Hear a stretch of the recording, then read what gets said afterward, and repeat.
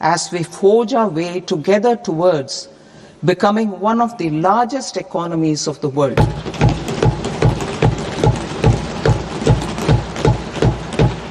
Our aim is to transform aspiration into achievement and potential into performance, as we ensure that the dividends of growth reach every farmer, the scheduled caste, the scheduled tribes, the nomads, the youth, the poor, and the women.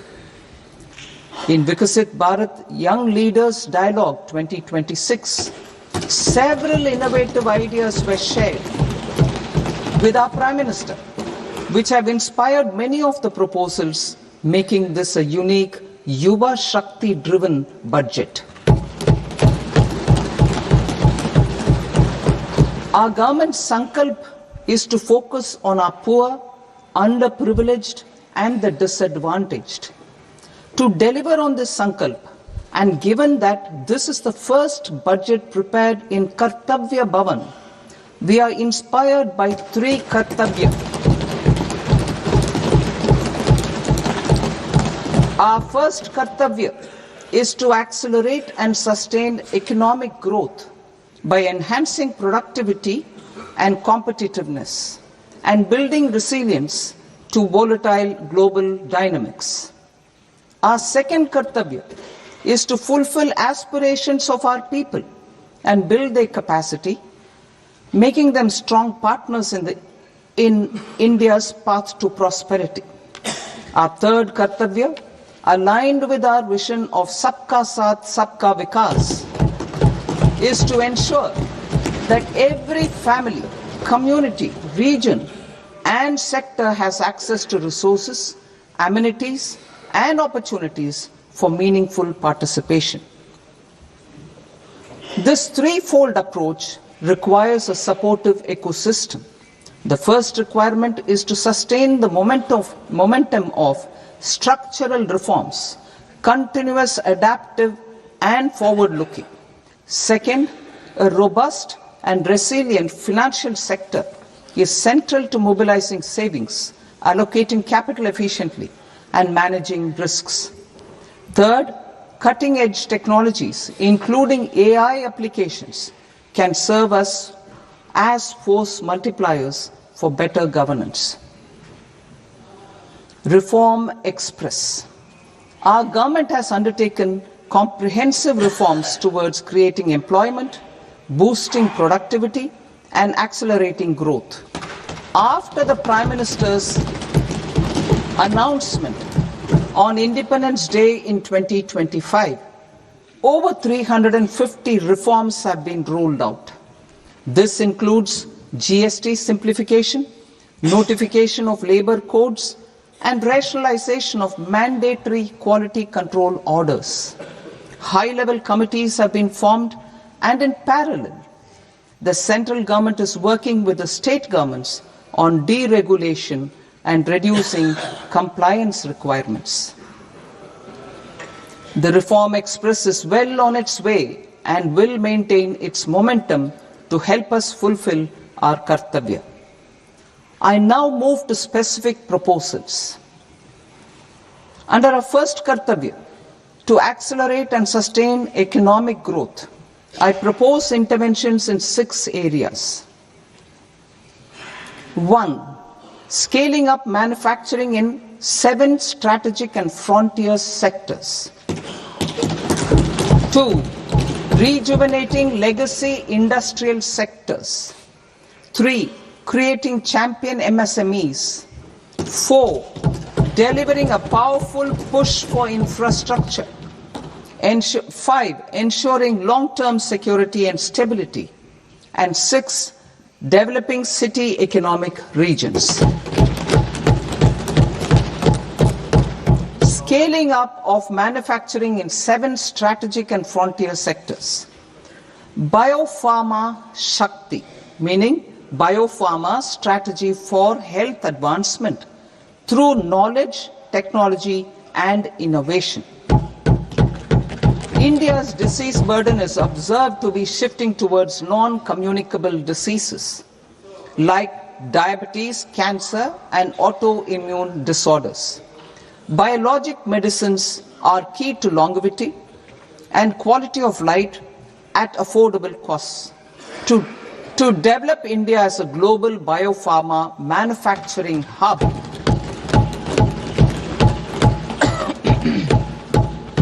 I propose the Biopharma Shakti with an outlay of 10,000 crores over the next 5 years. This will build the ecosystem for domestic production of biologics and biosimilars. The strategy will include a biopharma-focused network with 3 new national institutes of pharmaceutical education and research, popularly known as NIPERs, and upgrading 7 existing ones. It will also create a network of 1,000 accredited India clinical trials sites. We propose to strengthen the Central Drug Standard Control Organization to meet global standards and approve timeframes through approval timeframes through a dedicated scientific review cadre and specialists. India's semiconductor mission 1.0 expanded India's semiconductor sector capabilities. Building on this, we will launch ISM 2.0 to produce equipment and materials, design full-stack Indian IP, and fortify supply chains. We will also focus on industry-led research and training centers to develop technology and skilled workforce. The Electronics Components Manufacturing Scheme, launched in April 2025 with an outlay of 22,919 crores, already has investment commitments at double the targets. We propose to increase the outlay to 40,000 crores to capitalize on this momentum.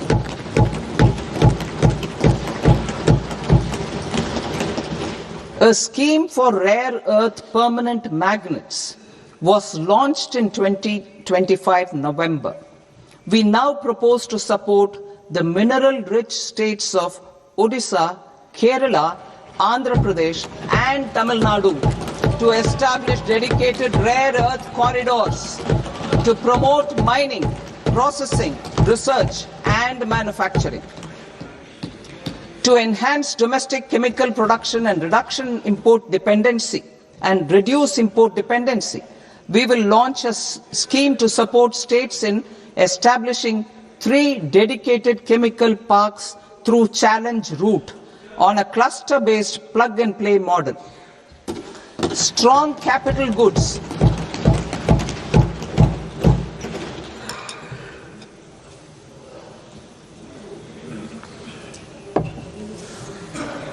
Strong capital goods capability is a determinant of productivity and quality across different sectors. Towards building this capacity, I propose the following. High-tech tool rooms will be established by central public sector enterprises at 2 locations as digitally enabled automated service bureaus that locally design, test and manufacture high-precision components at scale and at lower cost. 2. A scheme for enhancement of construction and infrastructure equipments will be introduced to strengthen domestic manufacturing of high value and technologically advanced CIE. This can range from lifts in a multi-storied apartment or firefighting equipment in multiplexes, large or small, and to tunnel boring equipments for building metros and high-altitude roads. I also propose a scheme for container manufacturing to create a globally competitive container manufacturing ecosystem with a budgetary allocation of 10,000 crores over a 5-year period. For the labor-intensive textile sector, I propose an integrated program with 5 subparts. 1. The National Fiber Scheme for self-reliance in natural fibers, such as silk, wool and jute, man-made fibers, and new age fibers. Textile expansion and employment scheme to modernize traditional clusters with capital support for machinery, technology upgradation, and common testing and certification centers. 3. The National Handloom and Handicraft Program to integrate and strengthen existing schemes and ensure targeted support for weavers and artisans. Tex Eco Initiative to promote globally competitive and sustainable textiles and apparels. Samarth 2.0 to modernize the upgrade the textile skilling ecosystem through collaboration with industry and academic institutions. Further, I propose to set up mega textile parks in challenge mode. They can also focus on bringing value addition to technical textiles. I propose to launch the Mahatma Gandhi Gram Swaraj initiative to strengthen khadi, handloom and handicrafts. This will help in global market linkage and branding. It will streamline and support training, skilling, quality of process and production. This will benefit our weavers, village industries, One District, One Product ODOP initiative and also our rural youth. India has the potential to emerge as a global hub for high quality, affordable sports goods. I propose a dedicated initiative for sports goods that will promote manufacturing, research and innovation in equipment design as well as material sciences.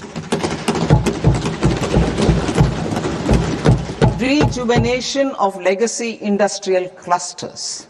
I propose to introduce a scheme to revive 200 legacy industrial clusters to improve their cost competitiveness and efficiency through infrastructure and technology upgradation. Creating champion SMEs and supporting micro enterprises. Recognizing MSMEs as a vital engine of growth, I propose a three-pronged approach to help them grow as champions. Equity support. I propose to introduce a dedicated 10,000 crores SME growth fund to create future champions, incentivizing enterprises based on select criteria. I also propose to top up the Self-Reliant India Fund set up in 2021 with 2,000 crores to continue support to micro enterprises and maintain their access to risk capital. Liquidity support. With TREDS, more than 7 lakh crore has been made available to MSMEs. To leverage its full potential, I propose 4 measures. 1. Mandate TREDS as the transaction settlement platform for all purchases from MSMEs by CPSEs, serving as a benchmark for other corporates. 2. Introduce a credit guarantee support mechanism through CGTMSE for invoice discounting on TREDS platform. 3. Link GEM with TREDS for sharing information with financiers about government purchases from MSMEs, encouraging cheaper and quicker financing. 4. Introduce TREDS receivables as asset-backed securities, helping develop a secondary market, enhancing liquidity and settlement of transactions. Professional support. Government will facilitate professional institutions such as the ICAI, ICSI, ICMAI to design short-term modular courses and practical tools to develop a cadre of corporate mitras, especially in Tier 2 and Tier 3 towns. These accredited para-professionals will help MSMEs meet compliance requirements at affordable costs. Infrastructure.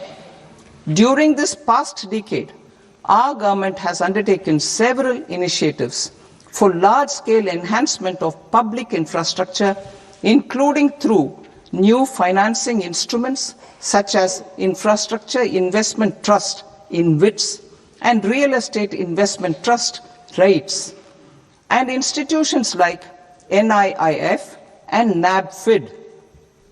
We shall continue to focus on developing infrastructure in cities with over 5 lakh population, that is Tier 2, Tier 3 cities, which have expanded to become growth centers.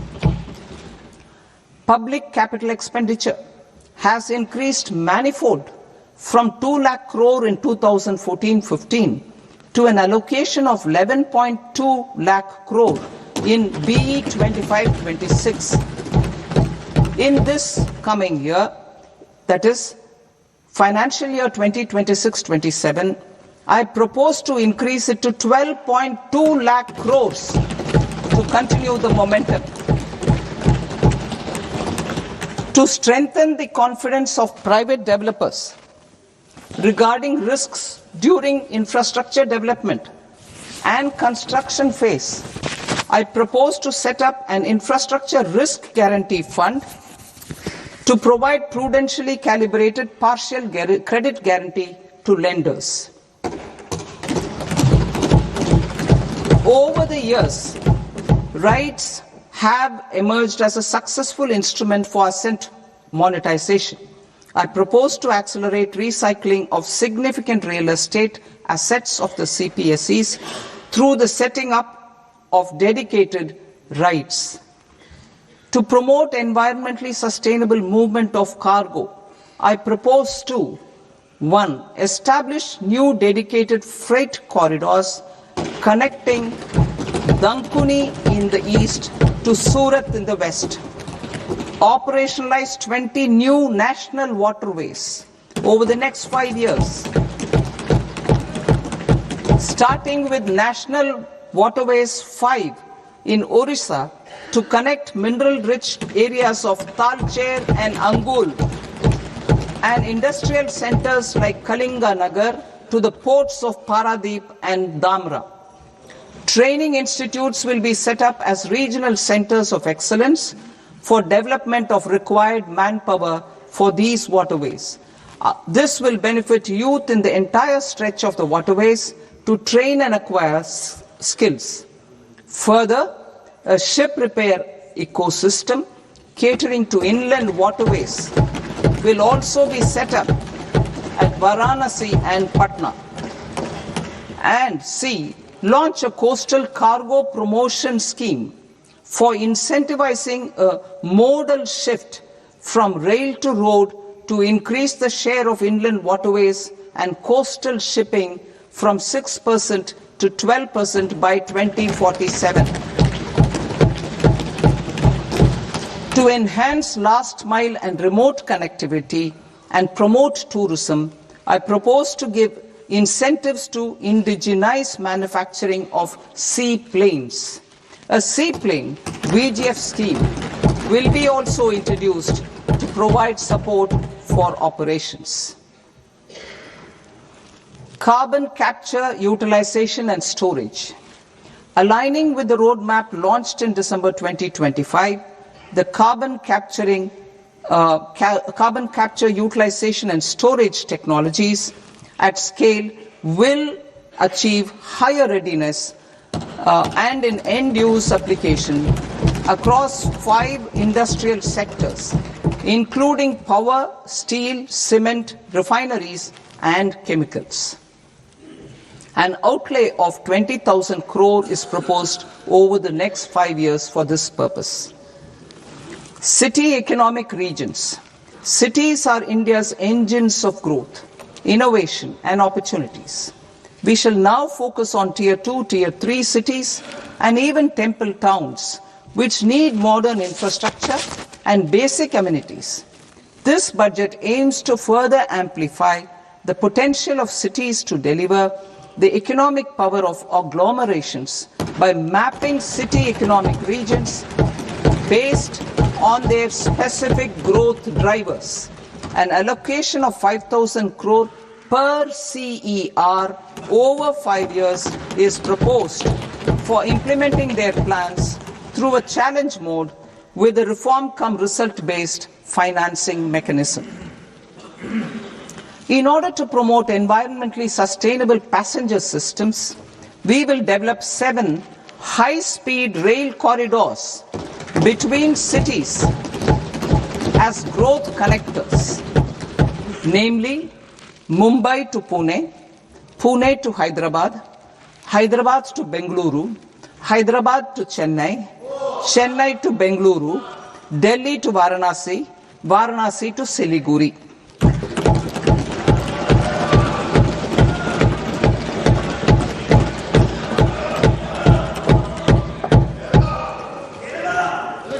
Financial sector. The Indian banking sector today is characterized by strong balance sheet, historic highs in profitability, improved asset quality, and coverage exceeding 98% of villages in the country. At this juncture, we are well placed to futuristically evaluate the measures needed to continue on the path of reform-led growth of this sector. I propose setting up a high-level committee on banking for Vikasit Bharat. High-level committee on banking for Vikasit Bharat to comprehensively review the sector and align it with India's next phase of growth, while safeguarding financial stability, inclusion, and consumer protection. The vision for NBFCs for Vikasit Bharat has been outlined with clear targets for credit disbursement and technology adoption in order to achieve scale and improve efficiency in the public sector NBFCs. As a first step, it is proposed to restructure the Power Finance Corporation and Rural Electrification Corporation. I propose a comprehensive review of the foreign exchange management non-debt instruments rules to create a more contemporary, user-friendly framework for foreign investments consistent with India's evolving economic priorities. Corporate bond market. I propose to introduce a market-making framework with suitable access to funds and derivatives on corporate bond indices. I also propose to introduce total return swaps on corporate bonds. Municipal bonds. To encourage the issuance of municipal bonds of higher value by larger cities, I propose an incentive of 100 crore rupees for a single bond issuance. 100 crore rupees for a single bond issuance of more than 1,000 crore. The current scheme under Amrit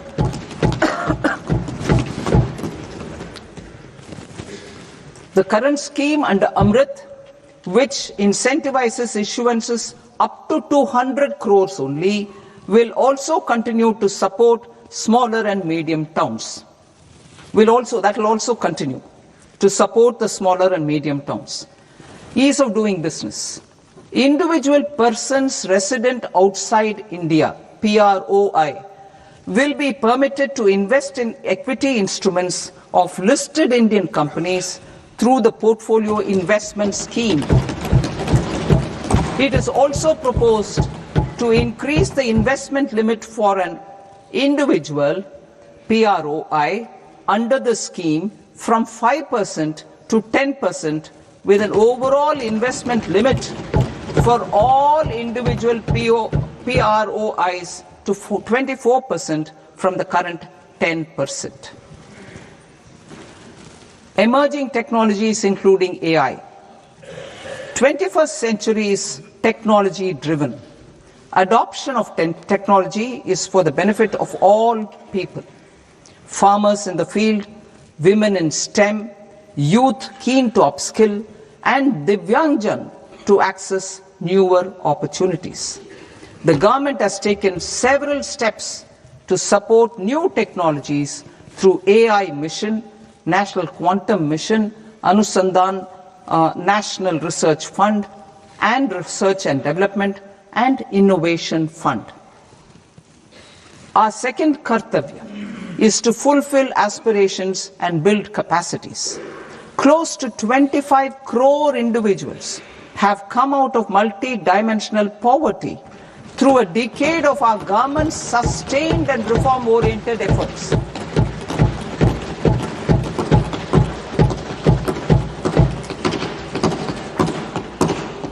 Our government has therefore decided to place a renewed emphasis on the service sector to provide a pathway to fulfilling aspirations of a youthful India with the following measures.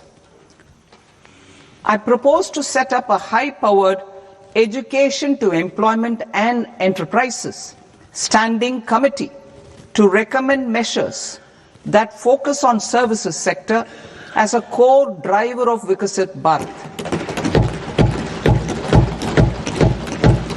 This will make us a global leader in services with a 10% global share by 2047.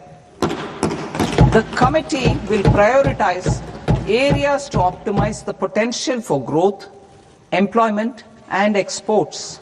They will also assess the impact of emerging technologies, including AI, on jobs and skill requirements and propose measures thereof. To create a range of skilled career pathways, a new range of skilled career pathways for our youth, I propose interventions in the following sectors. Health. Existing institutions for allied health professionals will be upgraded and new AHP institutions established in private and government sectors. This will cover 10 selected disciplines, including optometry, radiology, anesthesia, OT technology, applied psychology and behavioral health, and add 1 lakh AHPs over the next 5 years. A strong care system covering geriatric and allied care services will be built. A variety of NSQF aligned programs will be developed to train multi-skilled caregivers, combining core care and allied skills such as wellness, yoga, and operation of medical assistive devices. In the coming year, 1.5 lakh caregivers will be trained.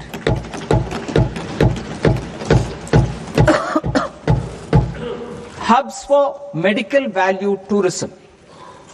To promote India as a hub for medical tourism services, I propose to launch a scheme to support states in establishing 5 regional medical hubs in partnership with the private sector. These hubs will serve as integrated healthcare complexes that combine medical, educational and research facilities. They will have Ayush centers, medical value tourism facilitation centers, and infrastructure for diagnostics, post-care and rehabilitation. These hubs will provide diverse opportunities, job opportunities for health professionals, including doctors and AHPs. Ancient Indian yoga, already respected in several parts of the world, was given a mass global recognition when Honorable Prime Minister took it to the UN. Post-COVID, Ayurveda gained a similar global acceptance and recognition. Exporting quality Ayurveda products helps farmers who grow the herbs and youth who process the products. To meet growing global demand, a few more steps are being taken. I propose to 1. Set up 3 new All India Institutes of Ayurveda. 2. Upgrade Ayush pharmacies and drug testing labs for higher standards of certification ecosystem and make available more skilled personnel. 3. upgrade the WHO Global Traditional Medicine Center in Jamnagar to bolster evidence-based research, training and awareness for traditional medicine. Animal husbandry. Livestock contributes to close to 16% of farm income, including of poor and marginal households. To scale up availability of veterinary professionals by more than 20,000, I propose to roll out a loan-linked capital subsidy support scheme for establishment of veterinary and para-veterinary colleges, veterinary hospitals, diagnostic laboratories, and breeding facilities in private sector. Collaboration between Indian and foreign institutions will also be facilitated. Orange economy. India's animation, visual effects, gaming and comics sector, AVGC sector, is a growing industry projected to require 2 million professionals by 2030. I propose to support the Indian Institute of Creative Technologies, Mumbai, in setting up AVGC content creator labs in 15,000 secondary schools all over the country and 500 colleges. The Indian design industry is expanding rapidly, and yet there is a shortage of Indian designers. I propose to establish, through Challenge Route, a new National Institute of Design to boost design education and development in the eastern region of India. Education. Our government will support states through Challenge Route in creating 5 university townships in the vicinity of major industrial and logistics corridors. These planned academic zones will host multiple universities, colleges and research institutions, skill centers and residential complexes. In higher education, STEM institutions, prolonged hours of study and laboratory work pose some challenges for girl students. Through VGF,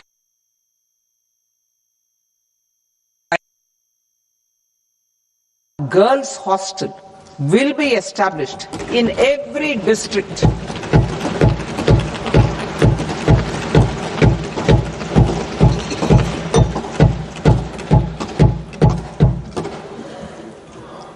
To promote via immersive experiences, 4 telescope infrastructure facilities will be set up or upgraded. The National Large Solar Telescope, the National Large Optical Infrared Telescope, the Himalayan Chandra Telescope, and the Cosmos 2 Planetarium. Tourism. The tourism sector has the potential to play a large role in the employment generation, forex earnings, and expanding the local economy. I propose to set up a National Institute of Hospitality by upgrading the existing National Council for Hotel Management and Catering Technology. It will function as a bridge between academia, industry, and government. I also propose a pilot scheme for upskilling 10,000 guides in 20 iconic tourist sites through a week training course in hybrid mode in collaboration with the Indian Institute of Management. A national destination digital knowledge grid will be established to digitally document all places of significance, cultural, spiritual, and heritage. This initiative will create a new ecosystem of jobs for local researchers, historians, content creators, and national destination digital knowledge grid will be established to digitally document all places of significance, cultural, spiritual, and heritage. This initiative will create a new ecosystem of jobs for local researchers, historians, content creators, and technology partners. India has the potential and opportunity to offer world-class trekking and hiking experience. We will develop ecologically sustainable mountain trails in Himachal Pradesh, Uttarakhand, and Jammu Kashmir. Also in Araku Valley in the Eastern Ghats and Podigai Malai in the Western Ghats. Turtle trails along key nesting sites in the coastal areas of Odisha, Karnataka, and Kerala.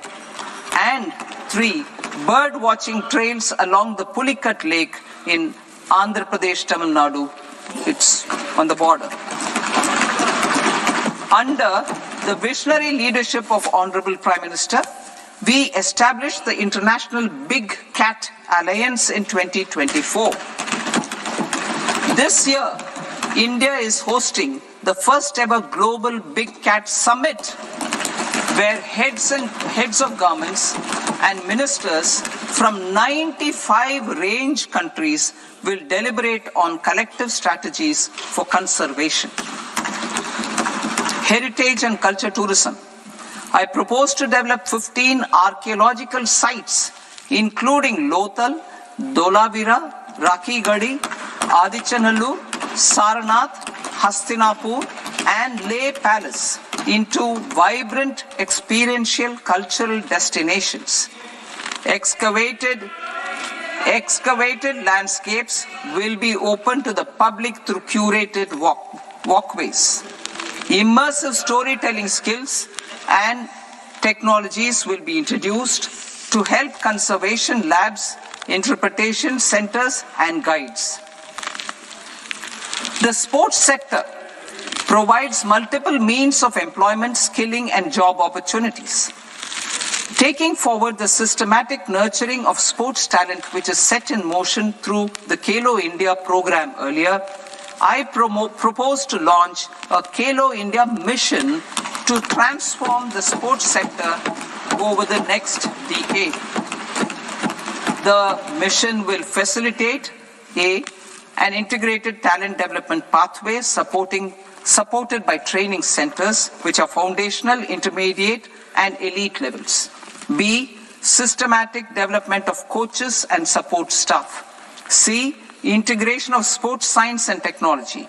D, competitions and leagues to promote sports culture and provide platforms. And E, development of sports infrastructure for training and competition. Our third Kartavya aligns with our vision of Sabka Saath, Sabka Vikas towards Vikasit Bharat. This requires targeted efforts for 1, increasing farmer incomes through productivity enhancement and entrepreneurship, with special attention to small and marginal farmers. B, empowering Divyangjan through access to livelihood opportunities, training, and high-quality assistive devices. C, empowering the vulnerable to access mental health and trauma care.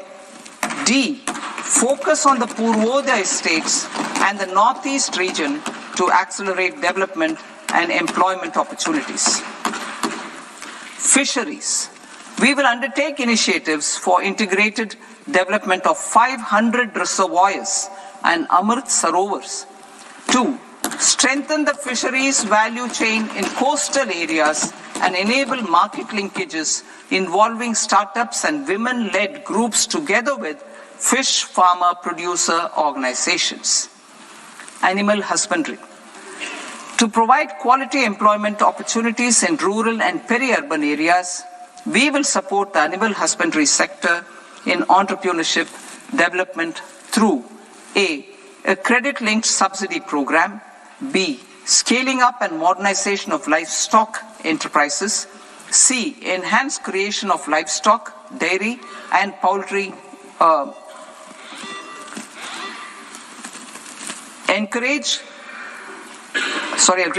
Enhance creation of livestock, dairy and poultry focused integrated value chains.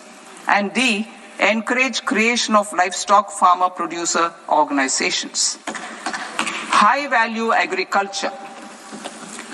To diversify farm outputs, increase productivity, enhance farmers' incomes and create new employment opportunities, we will support high value crops such as coconut, sandalwood, cocoa, cashew in the coastal areas, agar trees in northeast, and nuts such as almonds, walnuts and pine nuts in our hilly regions.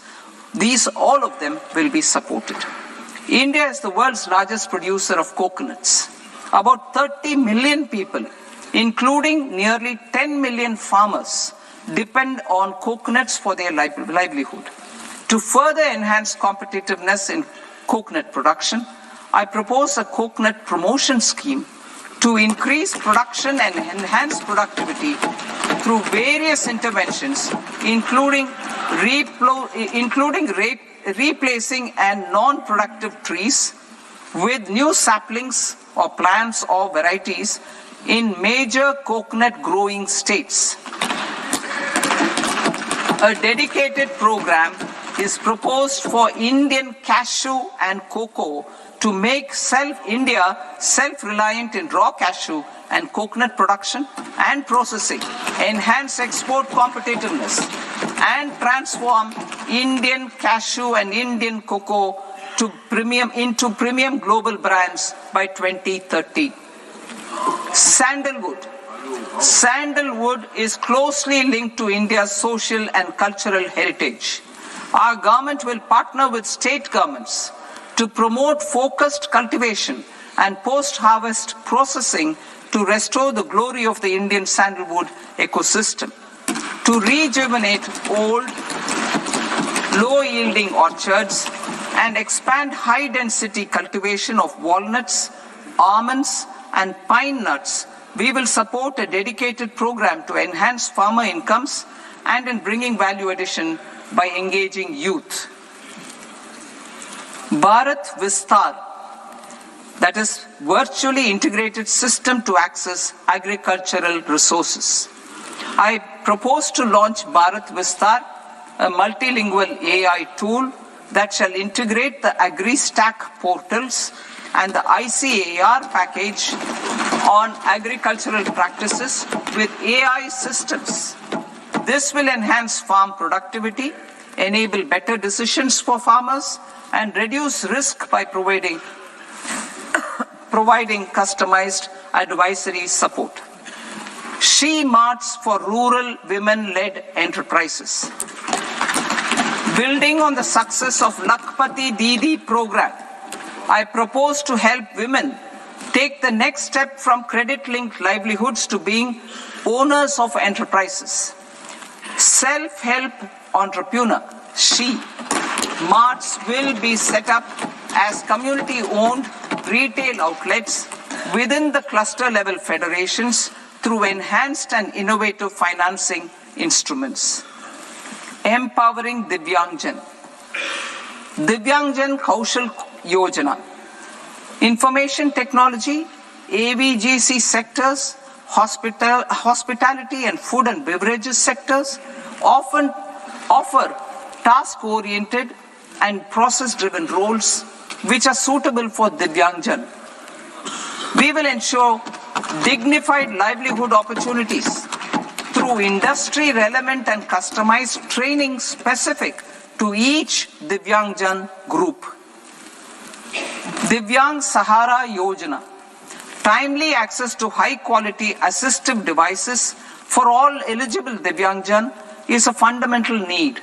I propose to 1. Support the Artificial Limbs Manufacturing Corporation of India, Alimco, to set up and to scale up production of assistive devices, invest in R&D and AI integration, strengthen PM Divyasha Kendras, and support setting up of assistive technology marts as modern retail style centers where Divyangjan and senior citizens can see, try and purchase assistive products.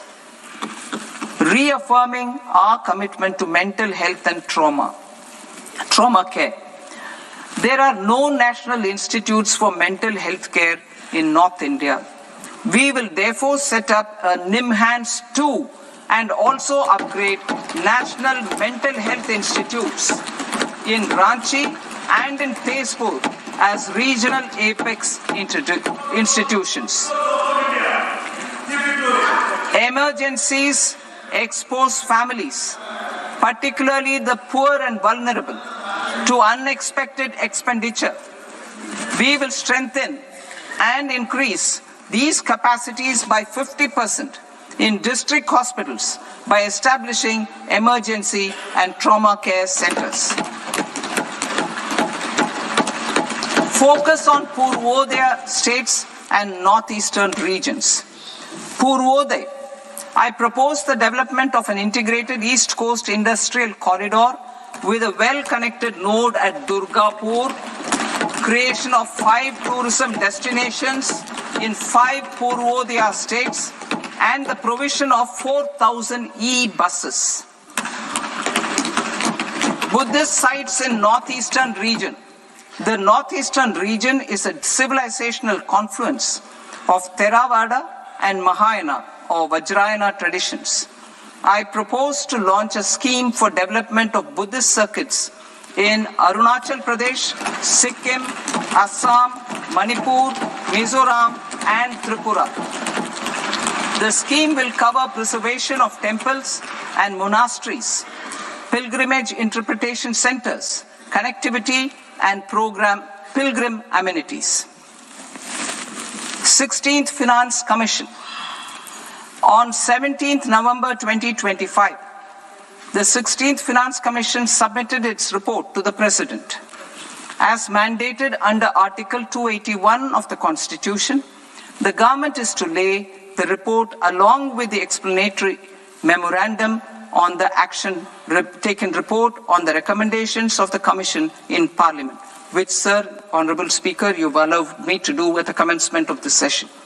The government has accepted the recommendation of the Commission to retain the vertical share of devolution at 41%.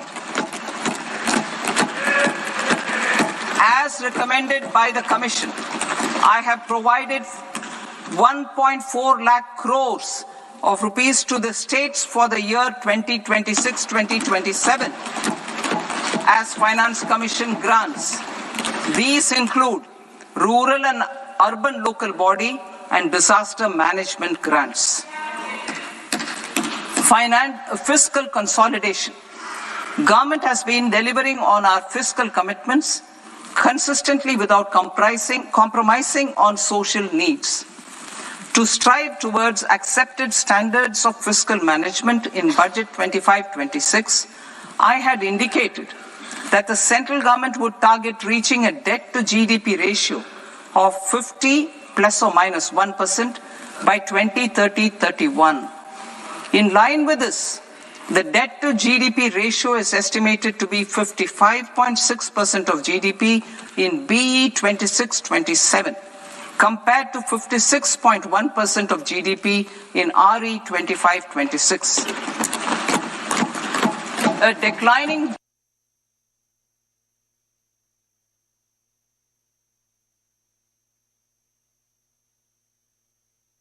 ऋण लक्ष्य के लिए एक मुख्य प्रचालनात्मक लिखित deficit has been estimated at par with BE of 2025-26 at 4.4% of GDP.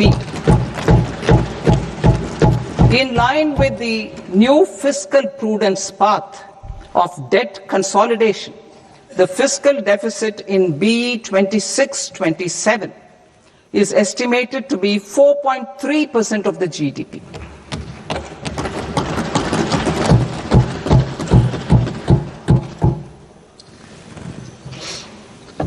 The revised estimates Of the non-debt receipts are 34 lakh crore rupees, of which the centre's net tax receipts are 26.7 lakh crore. The revised estimate of the total expenditure is 49.6 lakh crore rupees, of which the capital expenditure is about 11 lakh crores. Budget estimates 2026 to 2027. Coming to 26-27, the non-debt receipts and the total expenditure are estimated as 36.5 lakh crore and 53.5 lakh crore respectively. The centre's net tax receipts are estimated at 28.7 lakh crore rupees. To finance the fiscal deficit, the net market borrowings from dated securities are estimated at 11.7 lakh crore rupees. The balance financing is expected to come from small savings and other sources. The gross market borrowings are estimated at 17.2 lakh crore rupees. I'll now move to Part B. Part B, direct taxes.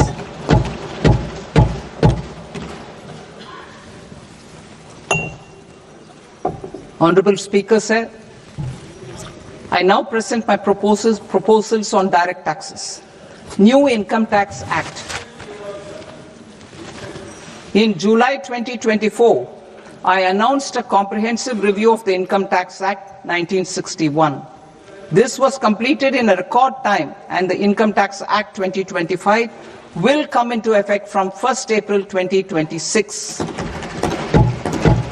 The simplified income tax rules and forms will be notified shortly, giving adequate time to taxpayers to acquaint themselves with its requirements. The forms have been redesigned such that ordinary citizens can comply without difficulty. Ease of living. I propose that any interest awarded by the Motor Accident Claims Tribunal to a natural person will be exempt from income tax, and any TDS on this account will be done away with. I propose to reduce TCS rate on the sale of overseas tour program package from the current 5% and 20% to 2% without any stipulation of amount.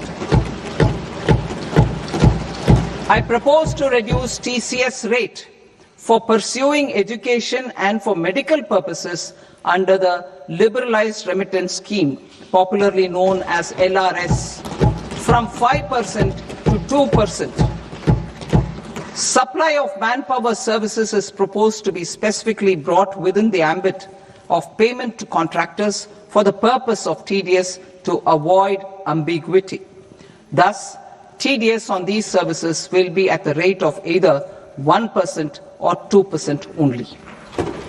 I propose a scheme for small taxpayers, wherein a rule-based automated process will enable obtaining a lower or nil deduction certificate instead of filing an application with the assessing officer.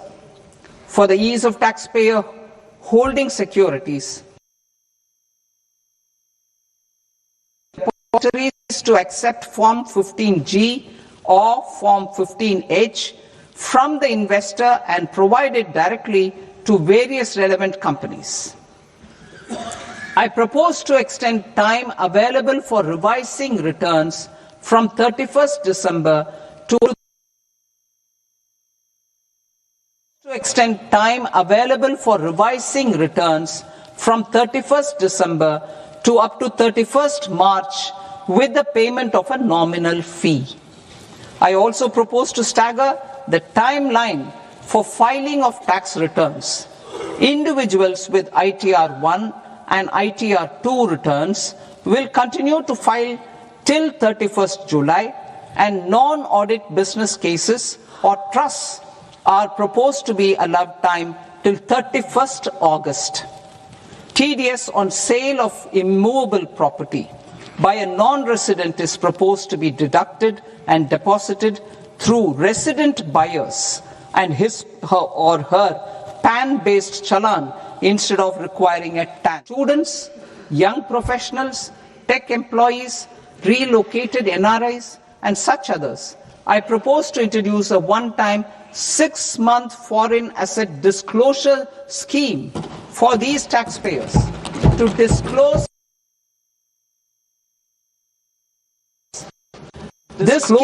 scheme for these taxpayers to disclose income or assets below a certain size.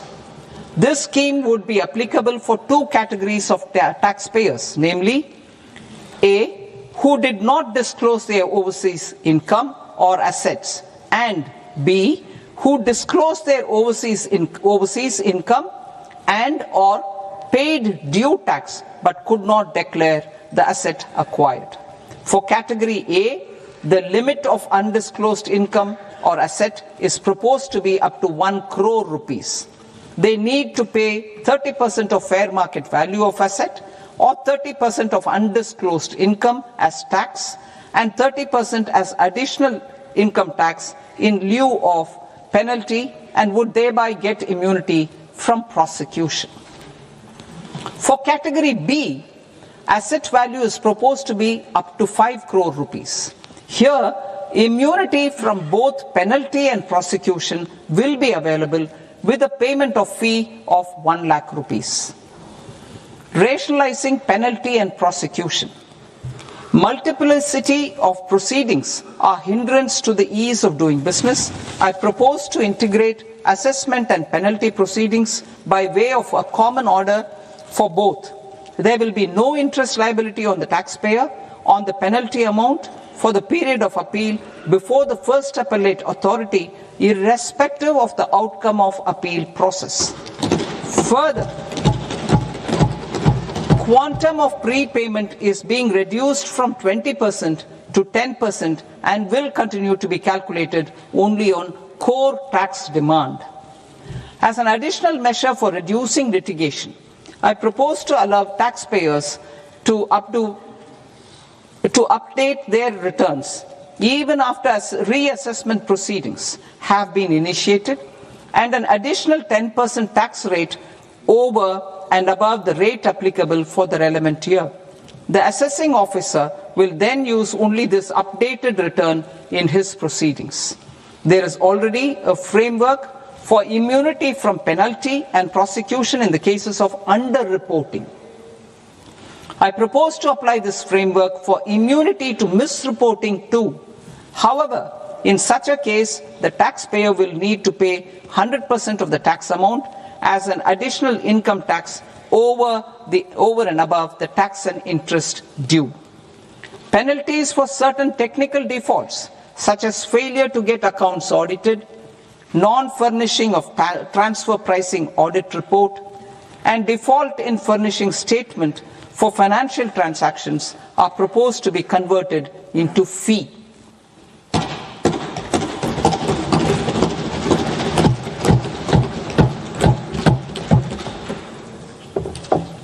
I propose to rationalize prosecution framework under Income Tax Act while maintaining a careful balance for deterrence in some serious offence. Non-production of books of account and documents and requirement of TDS payment where payment is made in kind are being decriminalized. Further, minor offences will attract fine only. The remaining prosecutions will be graded commensurate with the quantum of offence.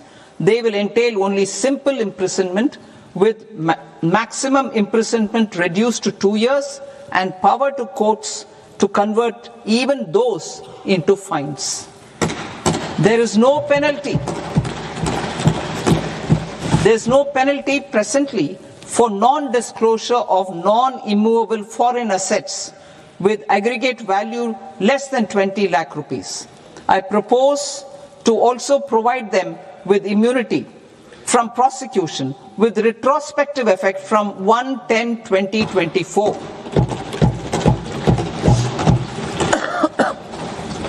Cooperatives. Deduction is already allowed to a primary cooperative society engaged in supplying milk, oilseeds, fruits or vegetables raised or grown by its members.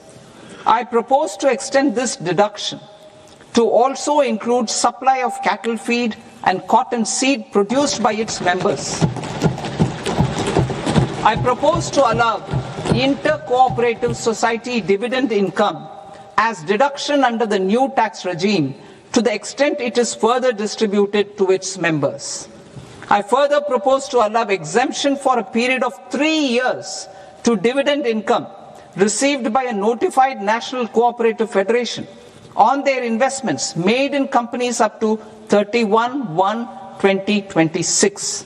This exemption would be allowed only for dividends further distributed to its member cooperatives. Supporting IT sector as India's growth engine.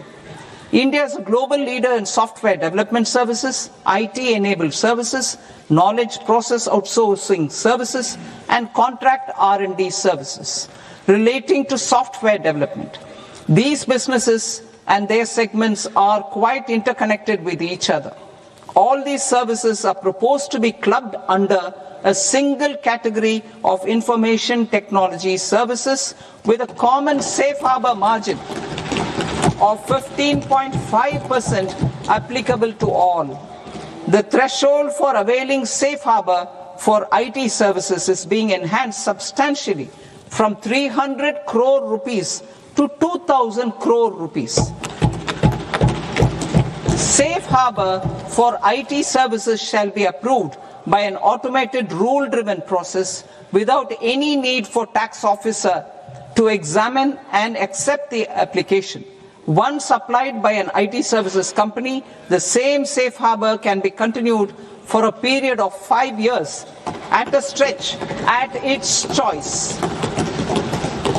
For IT services companies who want to conclude advanced pricing agreement, APA, I propose to fast-track unilateral APA process for IT services and endeavor to conclude it within a period of 2 years.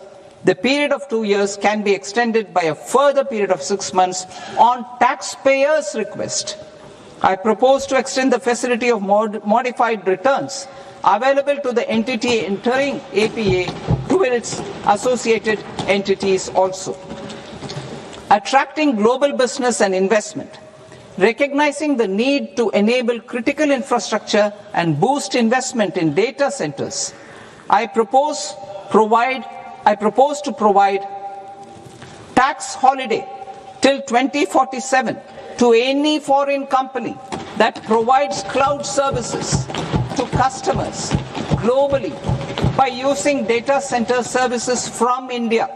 It will, however, need to provide services to Indian customers through an Indian reseller entity. I also propose to provide a safe harbor of 15% on cost in case the company providing data center services from India is a related entity. To harness the efficiency of just-in-time logistics for electronic manufacturing, I propose to provide safe harbor to non-residents for component warehousing in a bonded warehouse at a profit margin of 2% of the invoice value. The resultant tax of about 0.7% will be much lower than in competing jurisdictions. To provide fillip to toll manufacturing in India, I propose to provide exemption from income tax for 5 years to any non-resident who provides capital goods, equipment or tooling to any toll manufacturer in a bonded zone. To encourage vast pool of global talent to work in India for a longer period of time, I propose to provide exemption to global, non-India sourced income of a non-resident expert for a stay period of 5 years under notified schemes. I propose to provide exemption from minimum alternate tax, the MAT, to all non-residents who pay tax on presumptive basis. Tax administration. I propose to constitute a joint committee of Ministry of Corporate Affairs and Central Board of Direct Taxes for incorporating the requirements of income computation and disclosure standards, the ICDS, in the Indian Accounting Standards Ind AS itself. Separate accounting requirement based on ICDS will be done away with from the tax year 27-28. To support Prime Minister Modi's vision of homegrown accounting and advisory firms to become global leaders, I propose to rationalize the definition of accountant for the purposes of safe harbor rules. Other tax proposals. Change in taxation of buyback was brought in to address the improper use of buyback route by promoters. In the interest of minority shareholders, I propose to tax buyback for all types of shareholders as capital gains. However, to disincentivize misuse of tax arbitrage, promoters will pay an additional buyback tax. This will make effective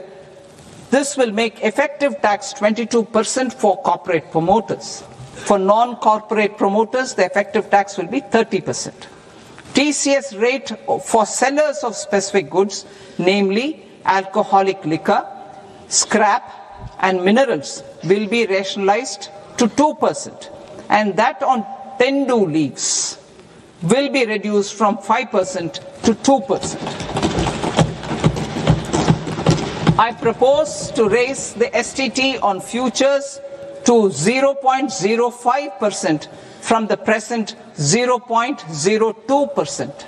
STT on options premium and exercise of options are both proposed to be raised to 0.15% from the present rate of 0.1% and 0.125% respectively. We reformed the taxation landscape for corporates in 2019 by providing them a simplified regime with lower tax rate so that they could productively focus on business rather than on claim of deductions and exemptions. To encourage companies to shift to the new regime, set off of brought forward MAT credit, minimum alternate tax credit, is proposed to be allowed to companies only in the new regime. Set off using available MAT credit is proposed to be allowed to an extent of 1/4 of the tax liability in the new regime. MAT is proposed to be made final tax, so there will be no further credit accumulation from 1st April 2026. In line with this change, the rate of final tax is being reduced to 14% from the current MAT rate of 15%.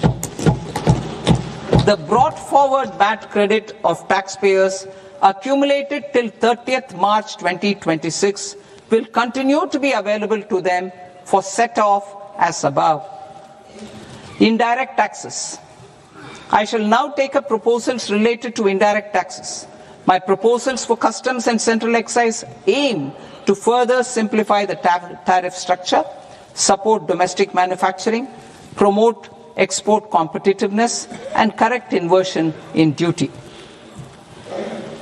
To continue weeding out long continuing customs duty exemptions, I propose to remove certain exemptions on items which are being manufactured in India or where the imports are negligible. Similarly, to further simplify the process of ascertaining the rate of duty applicable on a particular item, I propose to incorporate certain effective rates in various customs notifications to the tariff schedule itself. I shall now take up sector-specific proposals. Promotion of exports of marine, leather, and textile products. I propose to increase the limit for duty-free imports of specified inputs used for processing seafoods for export from the current 1% to 3% of FOB value of the previous year's export turnover. I also propose to allow duty-free imports of specified inputs, which is currently available for export. भी मूल्य का 3% करने का प्रस्ताव करती हूँ। मैं विनिर्दिष्ट निविष्टियों के शुल्क मुक्त आयात की अनुमति जूतों के ऊपरी हिस्सों के निर्यात के लिए देने का प्रस्ताव करती हूँ, जो वर्तमान में चर्म अथवा सिंथेटिक फुटवेयर के निर्माण के लिए उपलब्ध हैं। मैं चर्म या वस्त्र परिधानों, चर्म अथवा सिंथेटिक फुटवेयर तथा अन्य चर्म उत्पादों के निर्यातकों के लिए अंतिम उत्पाद के निर्यात हेतु समयावधि को मौजूदा 6 महीने से बढ़ाकर 1 वर्ष करने का प्रस्ताव करती हूँ। ऊर्जा परिवर्तन और सुरक्षा। मैं बैटरी ऊर्जा भंडारण प्रणालियों में लिथियम आयन सेल निर्माण का उपयोग करने वालों के साथ साथ बैटरियों के लिए लिथियम आयन सेल विनिर्माण के लिए उपयुक्त पूंजीगत वस्तुओं को दिए जाने वाले मूल सीमा शुल्क छूट को जारी रखने का प्रस्ताव करती हूँ।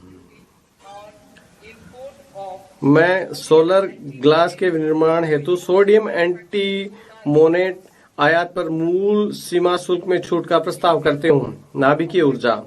मैं नाभिकीय ऊर्जा परियोजनाओं के लिए अपेक्षित वस्तुओं के आयात पर वर्तमान मूल्य सीमा शुल्क छूट को 2035 तक बढ़ाने और उनकी क्षमता पर ध्यान दिए बिना सभी नाभिकीय संयंत्रों पर लागू करने का प्रस्ताव करती हूँ। महत्वपूर्ण खनिज। भारत में महत्वपूर्ण खनिजों के प्रसंस्करण हेतु आवश्यक पूंजीगत वस्तुओं के आयात के लिए मूल सीमा शुल्क में छूट प्रदान करने के लिए प्रस्ताव किया जाता है।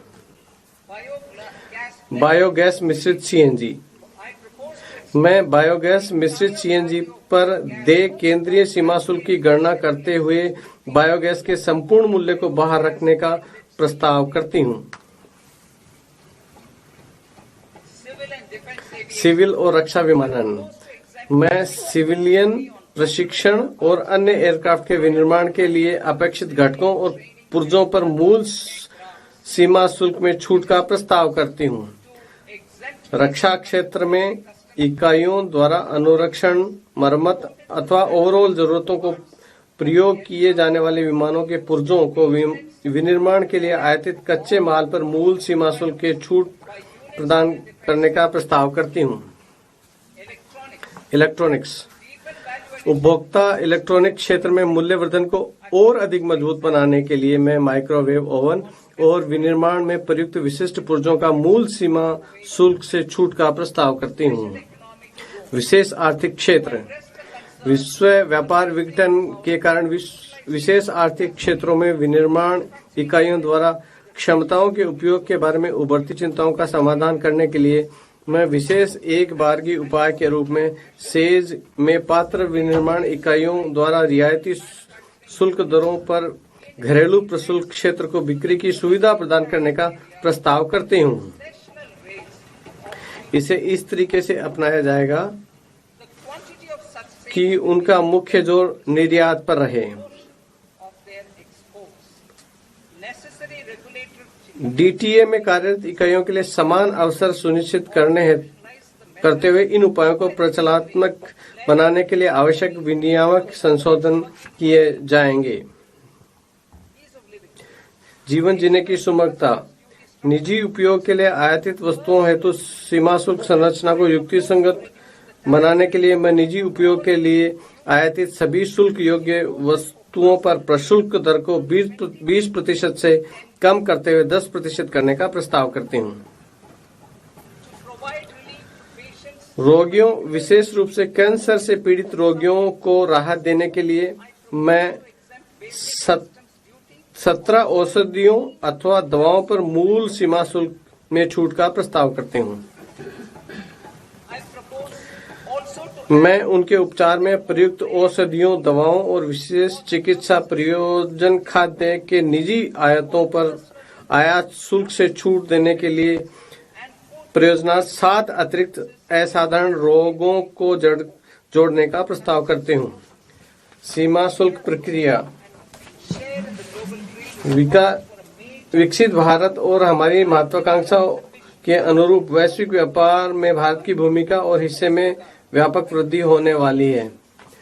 मैं इस संबंध में सीमा शुल्क प्रक्रियाओं के लिए कई उपयोगों का प्रस्ताव करती हूं ताकि वस्तुओं के सुगम और त्वरित संचालन तथा व्यापार में अधिक निश्चितता के लिए कम से कम हस्तक्षेप हो। विश्वास आधारित प्रणालियां में टियर 2 और टियर 3 प्राधिकृत आर्थिक प्रचालकों, जिन्हें एईओ कहा जाता है, के लिए शुल्क स्थगन अवधि को 15 दिन से बढ़कर 30 दिन का करने का प्रस्ताव करती हूं। मैं पात्र विनिर्माताओं आयातकों को समान शुल्क स्थगन सुविधा उपलब्ध कराने का प्रस्ताव करती हूं। इससे उन्हें नियत समय पर पूर्ण टियर 3 एईओ के रूप में अपना प्रत्यायन प्राप्त करने के लिए प्रोत्साहन मिलेगा। अधिक निश्चितता और बेहतर व्यवसाय आयोजना उपलब्ध कराने हेतु मैं सीमा शुल्कों पर बाध्यकारी अग्रिम नियम की वैधता अवधि को वर्तमान 3 वर्ष से बढ़ाकर 5 वर्ष करने का प्रस्ताव करती हूं।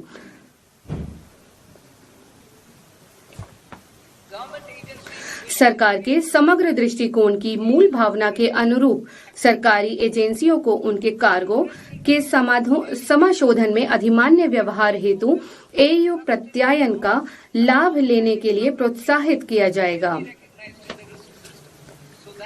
लंबे समय में विश्वास प्राप्त आपूर्ति श्रृंखलाओं वाले नियमित आयातकों को जोखिम clearance from the factory premises to the ship for import of goods not needing any compliance, filing of bill of entry by a trusted importer and arrival of goods will automatically notify customs for completing their clearance formalities.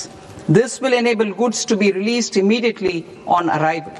The customs warehouse framework will be transformed into a warehouse operator-centric system with a self-declarations, electronic tracking and risk-based audit. These reforms will move away from the current system of officer-dependent approvals and reduce transaction delays and compliance costs. Ease of doing business. Approvals required for cargo clearance from various government agencies will be seamlessly processed through a single and interconnected digital window by the end of the financial year. Processes involved in clearance of food, drugs, plant and animal and wildlife products, accounting for about 70% of interdicted cargo, will be operationalized on this system by April 2026 itself. For goods not having any compliance requirement, clearance will be done